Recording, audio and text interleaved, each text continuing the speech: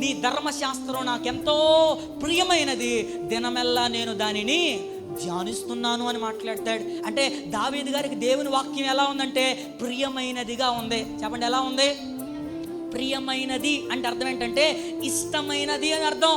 అంటే దేవుని వాక్యం ఇష్టం కాబట్టి దావీదు గారు ప్రతిరోజు దేవుని వాక్యాన్ని చదువుతున్నారు. మీలో కొంతమంది ప్రతిరోజు దేవుని వాక్యాన్ని ఎందుకు చదవలేకపోతున్నారు తెలుసా?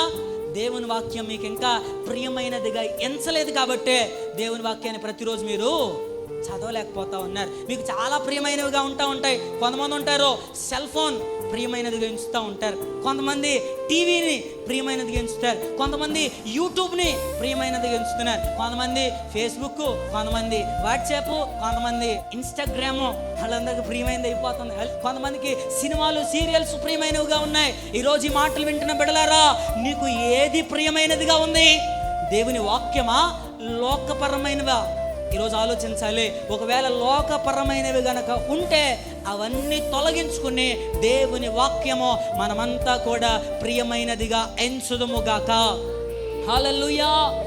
వాక్యం ప్రియమైనది ఎంచితే ప్రతిరోజు చదివేస్తామండి అంతే. ఇక ఏ రోజు మానవు నువ్వు ఖచ్చితంగా కూర్చొని చదువుతావు.